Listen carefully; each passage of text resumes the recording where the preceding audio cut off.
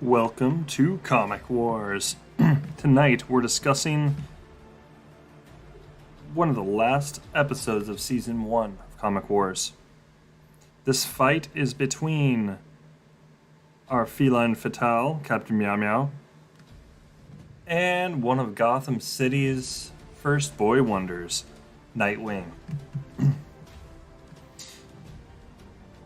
Just remember, the victor of each match is announced during the outcome at the end of the show, so without further ado, let's get into the overview.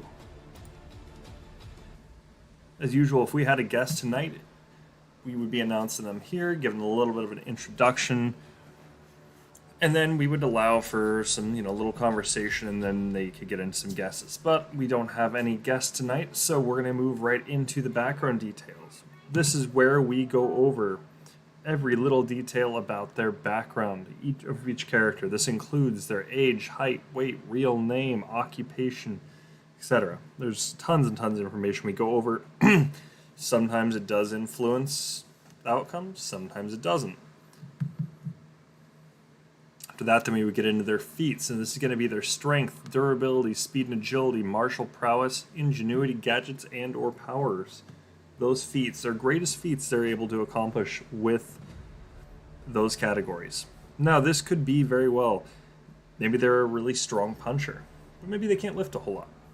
Maybe they're really fast to be able to close that distance, but they can't really avoid gunfire. Or maybe they can tank sword slashes, but can't tank blunt object attacks. All sorts of different factors that go into this, and this is where the bulk of the data is going to be. Now, this is going to be also the bulk of where what matters most into combat is going to be played. Now, you'll see, as you've seen throughout the season, there have been characters that we have to refer to multiple different parts of their background or their feats, and there's kind of areas where they blend a little bit and they work together, and that's how we know these things are how things would actually work. So you'll see that this does occur from time to time. And after that, then we get into the data analysis. This is where we start breaking down, like, for instance, if somebody hits really hard, what kind of damage are they doing? Can we translate that to pounds per square inch? Or is this just going to be something we can just kind of look up, oh, this is how much they lifted, this is how fast they ran, this is how fast they were able to dodge, this is their reaction time, this is how much damage they tanked, things like that. We're going to go and be able to analyze every little bit of that data as much as possible. And as you guys have seen from prior episodes, there are characters we've gone over so significantly that we don't really continue to cover it. We cover it a little bit, we break that down and refer to those previous episodes, but we don't fully break it down. There's a reason for it, but we will go and, hey, how's it going, Crypt Rick? You're welcome to go and join in. I'm going to go and break down the characters tonight, and when it comes to guest analysis and all this is where we'll start talking more about that. So if you got any questions about any characters mentioned, feel free to ask. I'll answer them as soon as I see the message. And then after data analysis, we get into character pros and cons. This is going to be where we break down what are each character's strengths and weaknesses against each other. Now, this could even be a weakness they have from maybe one of their feats. Maybe there's a huge drawback to it. This is where we're going to analyze that and show how big of a deficit this could actually create in a matchup. And then after this, then we get into the guest analysis, is where we give the guests another chance to go and take a look. Hey, maybe you want to change your guess. Maybe after hearing all this, this is going to be your guess here. And then they can explain this a little bit more. That would be an interesting fight. But tonight, it's actually between, this is our one of our last rounds for the season. This is Captain Meow-Meow, one of characters from Crowworks Comics from my company, and Nightwing from DC Comics. So, hopefully you're familiar with at least Nightwing. He's pretty straightforward in how he operates. I mean, he was a Batman at one point. So, then after the guest analysis, we'll break down the outcome, and we're going to go over what percentage, what kind of advantages it would take for maybe the loser to actually win. For instance, let's say Nightwing loses. We'll say it's like a 60 to 40%, right? Oh, no worries, no worries. I break down a lot of the science of it So we'll be looking at things like pounds per square inch and things like this as it all breaks down. We do get into the science of it, the nitty gritty. So, maybe we'll look at like the armor. Maybe a character's got armor, what kind of damage they can tank, what kind of damage that actual armor can tank before it really starts to affect the wearer. Or maybe a weapon is a specific type of metal, what does that mean for it? Things like that. In fact, actually, with the character Wolf, who's in one of the previous matchups, it's him against Captain Meow-Meow, and actually, Captain Meow-Meow only won by a little bit. It wasn't that big of a difference, or a big of a difference when it came to combat. I mean, Wolf is a lot more skilled in all this, but he was ranged and all this, but he actually had a serrated wakizashi that he uses. It's actually tungsten carbide, so there are certain factors that play into this. You get into like colder weathers, things, colder temperatures, things like this. They're fighting, and then then you can look at the weapons being broken and all this. So yeah, there's a lot of different factors we look at, and we try to give it, okay, what kind of scenarios would it take for maybe the character that did lose this? Overall, who's losing? What kind of advantages would they need to have to be able to overcome their opponent? So. But yeah, without further ado, let's get into our first character, Captain Meow-Meow. Again, hailing from my company, Crowworks Comics, soon to be Crowworks Entertainment. Her real name is Amber Norris. She is 21 years old as of 2010. She is 5 foot 8 inches tall. She weighs approximately 140 pounds. Her occupation is a veterinarian assistant, and her areas of operation really only include Rain City, which is just a fictional version of Portland, Oregon. As for her personality, well, she's very focused, she's intelligent, she's passive-aggressive, sarcastic, and she's overly critical of herself, mostly about Daniel Parker going missing, who is actually in next episode. It's Crow, another character hailing from Crowworks Comics. A little bit of miscellaneous information about her. Well, she's in love with Daniel Parker. But she's a huge supporter of Crow. She hasn't put 2 and 2 together yet. And she has a cat named Leonard who she can communicate with, just as we'll explain about her power again in a second. Alright, so for some feats. Well, this is where we have to get into her power. Without using her power, she's really just an average human female. But with her powers, this is where we kind of mix them a little bit in here, because really you look at her, all of her capabilities would be just average, but you look at when she uses her power. This is where this has to really come into. If she were to use the focus of the tiger, which is how she, with her power, that basically as long as she keeps focusing on the tiger, just the totem of the tiger, she's now capable of lifting about 1,200 pounds. And her swipe force is roughly about 23,622 pounds per square inch. That's equivalent everything right there to a tiger.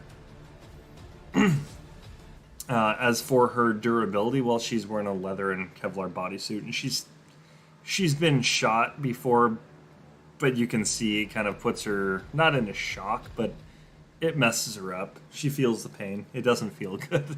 And she doesn't really have any kind of feats like, oh, well, was shot and then really kept going. She kind of ran away. I mean, she doesn't really like to be hit if possible. She can't really tank things. As for her speed and agility, well, she focuses on the cheetah. The totem of the cheetah, she can sprint up to 60 miles an hour. That's her top speed as of 2010. As for combat capabilities, well, she doesn't have any martial arts training. So, really when it comes down to it, she's a brawler. But her ingenuity, this is where you're going to get that kind of positive and negative, the pro and con versus it, if you will. She can allow herself to go into a feral state, which is also part of her powers. It allows her to utilize every single aspect of the Feliformia species. This includes things like the tiger, the cheetah, the mongoose. As the comic goes on, you'll see there's more than just that, but for just Comic Wars, or for the sake of Comic Wars, we're only introducing those 3 because there's other ones that are just incredibly overpowered. that they are in line to be utilized in the story, but I'm not going to get into those quite yet. So we're just going to utilize those 3. She goes feral, so that means she's going to have lifting capability of approximately 1,200 pounds and swipe force of 23,622 pounds per square inch, along with sprinting capability of 60 miles an hour. And she's also got increased agility and poison resistance, bordering even really on immunity. So things like ricin and things like this might make her a little sick, but it wouldn't kill her. That's as long as she's got the focus on the mongoose. But as for agility, it doesn't increase her speed per se, but it does increase her agility, her reaction time, and how quickly she can notice things and detect things, even though she does have enhanced senses. So it does really pick up on that as well. But it does make her go into a feral trance. So she's more just like needing to kill. She's going to kill her prey. That is it. That's all she's going to focus on doing. Anybody that gets in the way, well, they're not going to be feeling too good after they're hit. I'll tell you that much. If somebody gets in the way, they're just... essentially, it's a death sentence. To the average Joe. As for her powers, well, this is where all of her powers really break down. She's got enhanced senses. This comes with enhanced sight, hearing, taste, smell. And she's got a bit of a, I don't want to say it's a sixth sense. The best way I can describe it, it's almost similar to a spider sense. She can detect movement in air. That's the best way I can describe it. She can feel it. When something's being shot at her, thrown at her, when a punch is being swung, she can feel it. This is where it comes down to her enhanced reaction time. She's got slightly enhanced reaction time, greater than just a heightened human being, but it doesn't necessarily mean too much, because she can somebody that's enhanced, they can still be beaten by those by attacks like that. For instance, gunfire can still beat them. So. Alright, and then on top of that, if she focuses on a specific Feliformia species, it allows her to gain that species' traits, i.e. the tiger gives her strength, cheetah speed, mongoose agility, and poison resistance. She can control nearby Feliformia to attack, and that's roughly about 10 feet away. She can go and automatically, she just feels the urge, this guy needs to be attacked. All the Feliformia in the area will attack, with the exception of Leonard. Leonard is... he's completely in control of himself. We're not going to get into it as to why, but he is the only one that he'll feel it, and it's his choice if he wants to. Other Feliformia don't have any choice. And she can see clearly in the dark. She's literally got night vision like a cat. And she can enter the feral state, which relinquishes all control to her primal animalistic side, allowing her to fully utilize the traits from every Feliformia. As for equipment, she comes equipped with claw gloves, which are tungsten. Just the claws. She's got some caltrops to keep people at bay if she needs to, or if she needs some kind of a little bit of an alarm from somebody's pain. She's got some armored claw boots, which are tungsten claws, and she has carbon fiber shin and foot plating, which is better to protect her from other blows and all this. But keep in mind, she does have claws like this for a reason. It's that way she can go and scale buildings and things like that. So, all right, but what about her opponent? Who is she going against tonight? She's going against Nightwing from DC Comics. His real name is Richard Dick Grayson. He is 25 years old. He is 5 foot 10 inches tall. He weighs 175 pounds. As for his occupation, well, he's had a few. He's a bartender currently. He was an agent of Spiral, which is, I think, kind of like the CIA. And he's also a vigilante full time. Well, part time, I guess. Well, depends how you look at it. As for his areas of operation, he's got really 2 areas, and that's Gotham City and Bloodhaven. However, he has traveled the world, and he has encountered and stopped plenty of other disasters all over the world as well. He was a member of the Teen Titans, after all, and of Young Justice, and I believe the Outsiders as well. But on top of that, Batman Inc. as well, because he was also the Batman of Gotham City during what he thought was Bruce Wayne's absence. As for his personality, he's witty, analytical, intelligent, charismatic, and, well, he jokes a lot. I mean, we're looking very, very similar to Spider-Man in that sense. As for some miscellaneous information, well, he's the adoptive son of Bruce Wayne, Batman, adoptive brother of Damian Wayne, current Robin, Jason Todd, Red Hood, and Tim Drake. Not Time Drake, but Tim Drake. I don't know why they forgot to change that again. Which is the current Red Robin. And he was actually looked at to become a Talon by the Court of Owls, which is what Haley's Circus is actually used for. Kind of creepy. It's like it's kind of like Epstein-y, if you will. Really, really just disturbing. But he also did take on the mantle, as I said earlier, of Batman for a short time. It was relatively short, too. But there's a reason for it. Let's get into a few other reasons. When it comes to his strength, well, he possesses enough strength to break a holographic construct Bane's back, just as Bane did to Batman. Yeesh. He also threw KG Beast, who is 231 pounds, through a solid concrete wall. Yeesh. He threw a refrigerator, which is anywhere between 100 and 400 pounds, with exerted effort. This is where we start talking about muscles and their strength capabilities on this character here, because he shows a fluctuation. It's not consistent. Here's his strength. Let's just look at what his lifting capability is. No, he differs. He's human. So he's going to differ quite a bit. Not all his same muscles are the same. All of his muscles are the same strength. And he's capable of damaging Blockbuster, who has extremely enhanced durability. And he can easily lift a man. Average American male is roughly 200 pounds, and this is with one hand. Just one arm lifted you, 200 pounds at least. He's strong enough to punch people through stone walls. He's smashed through a sheet of ice from underwater. That takes an incredible amount of strength. He threw a 280-pound man across a room. He can bench press 350 pounds. He broke Bane's back. Well, the holographic construct. Broke car window while the car was submerged underwater, which takes at least 24,000 psi. And he held back the 19,000 psi bite force of an orca, and capable of breaking through a man's legs made of titanium, which takes roughly about 26,000 psi to do that. We don't know how dense it was, but just looking at like prosthetics, titanium prosthetics, on average, you're looking at about 26,000 psi. So, pretty strong. This is no superpowers, mind you. As for durability, well, he can tolerate large amounts of pain far greater than average humans. He's highly resistant to toxins, capable of holding his breath for up to 7 minutes, possesses endurance similar to Batman, capable of surviving attacks from Blockbuster, who has got superhuman strength, capable of taking bullet wounds and continues to fight. And then as for his speed and agility, he's capable of detecting a sniper. Keep in mind, just detecting a sniper. That doesn't mean dodging it, just detecting.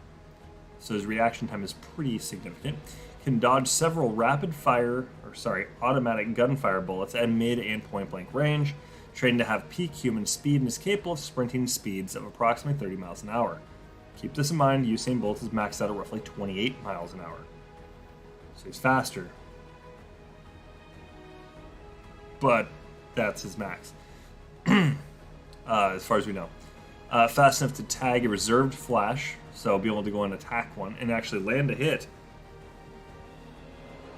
And is quick enough to dodge a kick from Jesse Quick, who is a speedster just like the Flash. Due to Batman's training, he has senses that are so acute that he can effortlessly move around and even fight while blindfolded. Once again, be able to detect things based on movements in the air, sound, all this. He can use his other senses at a heightened capability. As for his martial arts, he's mastered Eskrima, Aikido, Savate, Muay Thai, boxing, capoeira, Kendo, Taekwondo, Jeet Kune Do, Bojutsu, Hapkido, Ninjutsu, even though technically that's not a martial art, Tai Chi, Jiu-Jitsu, Judo, Kenpo, Wing Chun, Krav Maga, and Kobudo. He's also a master marksman with firearms and throwing weapons. Keep this in mind, this is the part that gets really crazy. He ricocheted his Eskrima sticks 37 times before it returned to him. Now you got to be looking at kinetic force and how much it drops off, even just from leaving, from going from point A to point B, it starts dropping significantly, which means it would have had to have been thrown at such a force that one could easily argue it's at least superhuman. It's pretty intense. But he's a master swordsman, has beaten Batman, Talon, and Midnighter in 1 versus 1 combat. Batman and Midnighter are considered some of the best fighters in the DC universe. Talon, not really, but he's a good fighter, but he's not Batman by any means. He's impressed Lady Shiva with his fighting skill. That's also coming from one of the best martial artists in DC. And you could even argue Lady Shiva's even better than a lot of the martial artists in even Marvel and most other comic book series. And he's been able to impress her. He has a fluid and acrobatic fighting style. We've seen that before. So he's going to be bouncing around. He's going all over the place. He keeps his fight moving rather than just getting into a stationary kind of duel, if you will, a standoff. He really tries to stay away from that. As for ingenuity, his tactical analytic skills allow him to anticipate opponents, including Batman. He's remained undetected by Alfred Pennyworth, Batgirl, Red Hood, and Red Robin in the Batcave. And he has an eidetic memory. For those that are not familiar with that, that is a photographic memory.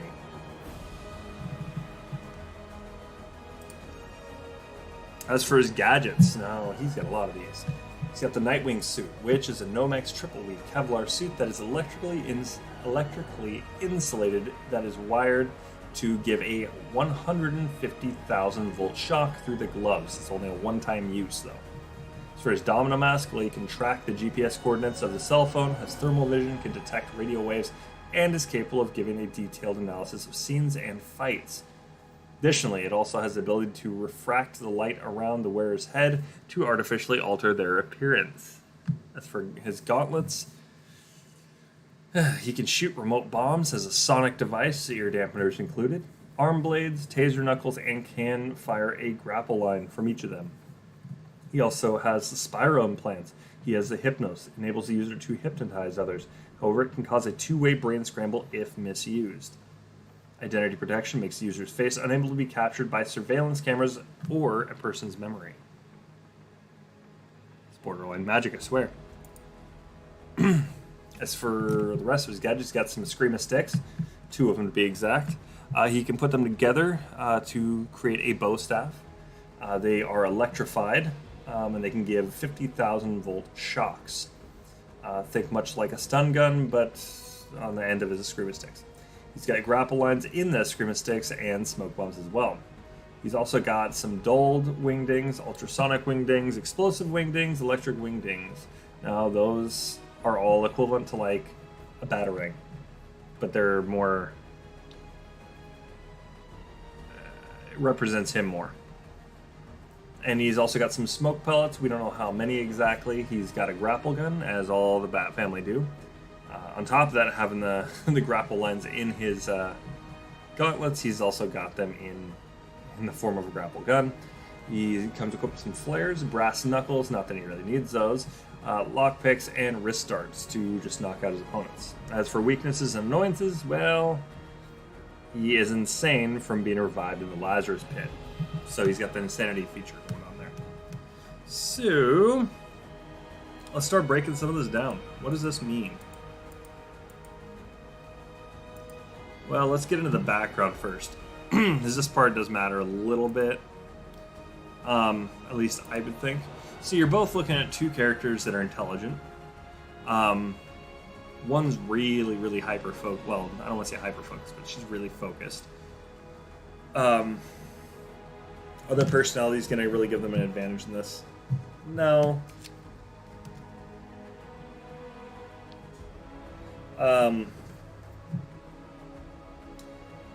Not really. There's no real advantage that their personalities are going to give in this. you break it down, she's intelligent, he's intelligent. So okay, cross that off. They have different areas of expertise in that same manner. So is either really going to matter a whole lot? No, not really.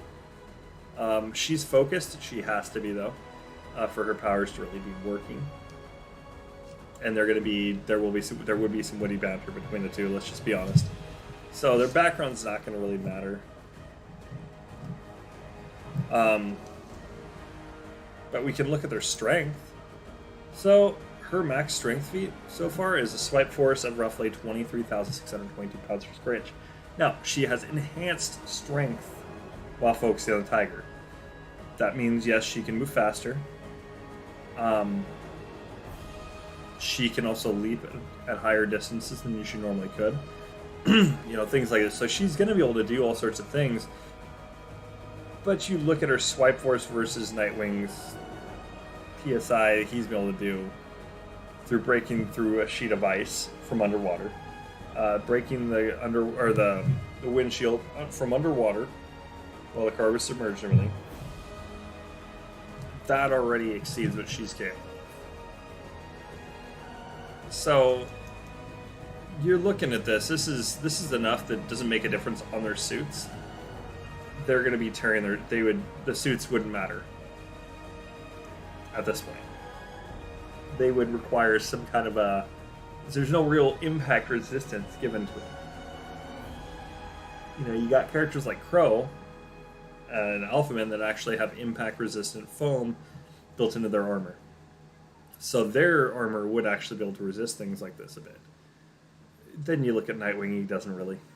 He can resist slashing, but this is lightweight. That's what it's meant to be. It's lightweight and mobile. Very, very mobile. So when looking at this, their strength feats are pretty similar. I will say that, but it doesn't make a difference really. Anything past that point, it's gonna you gotta have some pretty durable stuff. They're gonna be roughly about the same on that. Durability though, we have to look at things like this. Like Nightwing's suit, it's capable of being slash proof and bullet resistant. Plus you have an electrical charge in there. You can do some things like that. It can mess up some other things. So there's all sorts of, his suit's pretty intense, the things it can do. But it's not impact proof. So blunt objects are still blunt objects. Her suit, you look at it, it's leather and Kevlar bodysuit. So it's a leather shell with Kevlar interior, if you will. So she's slash proof, very, very slash proof. When it comes to, she's not really bullet resistant. Her shin and foot plating, she can take hits, but yeah. And just to touch on something, what about her face? I've actually had that. Had a couple people ask me this. It's just an antique cat mask.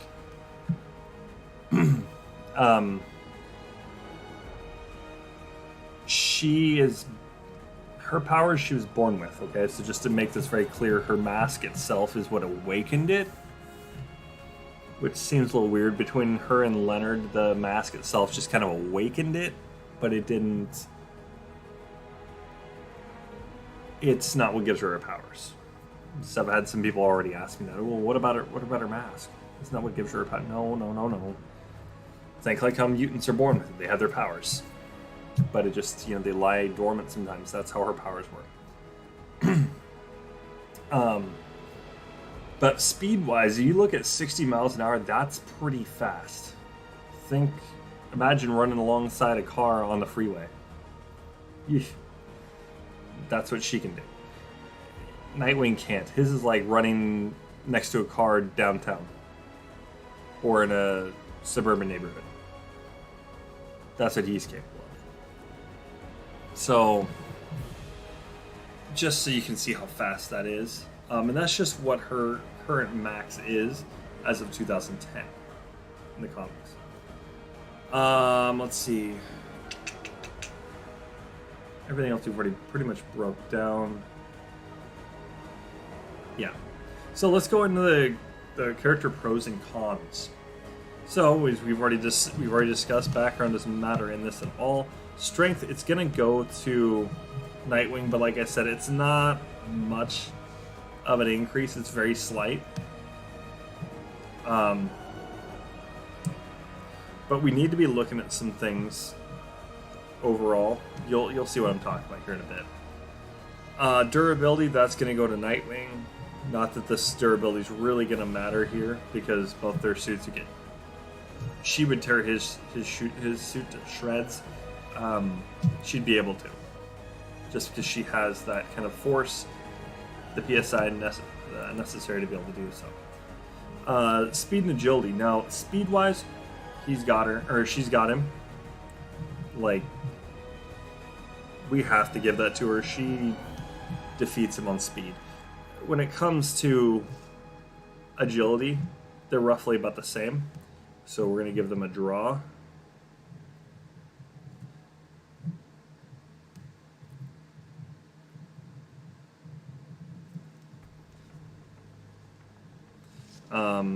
As for martial prowess, you got to give that to Nightwing. That can't even, it doesn't even go in favor for her at all. Just because she has no formal training. And she's just a brawler. As for ingenuity, now this is where things get a little interesting. Her ingenuity to be able to just go and allow herself to go feral, by also having Leonard there, Leonard is her only way back from it. She can't really break herself from it very easily, as of currently she can't, but she allows herself to go feral. Now this is where we always break it down. This is kind of this could be a positive and negative thing. So, she gains all these different feats, all at the same time without having to shift focus, because, well, she's feral. Does she beat him on anything? Well, yeah. She can move faster than him. She can close that distance real quick. She's going to be able to... anything he pretty much can do, she could dodge. She's already got the enhanced reaction time. This makes it worse. Like, I don't want to say worse, but better for her. Worse for him, for sure. And then strength-wise, well, I mean, he's capable of benching 350 pounds. She's capable of lifting 1,200 pounds. You can see where this comes at striking force versus actual strength. This is where we have to kind of look at it and just look at it this way. She beats him. She goes feral. She can win. Because his ingenuity, he's going to be able to track her. That's basically the big thing here. He'll be able to track her, but she's feral. So she's going to become incredibly unpredictable, and whatever it takes to go kill. So things are going to go, it would be a plus and minus here.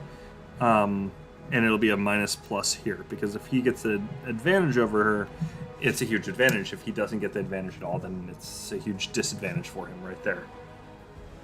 It's kind of like how she's already interacted with a few other characters. Her feral capability it's a strength, but it's a huge weakness too.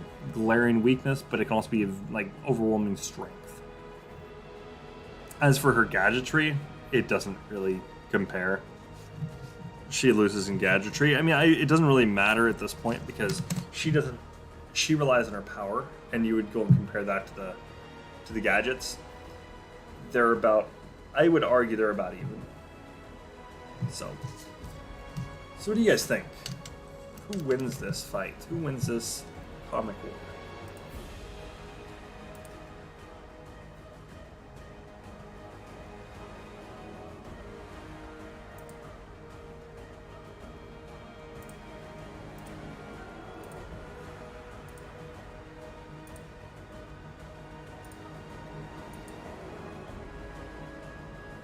All right, well, let's break it down.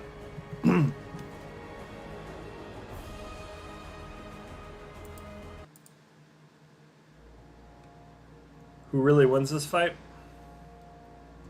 If you look at what does Captain Meow-Meow bring to the fight? Well, her speed and agility, her ingenuity are going to be her big strengths against Nightwing.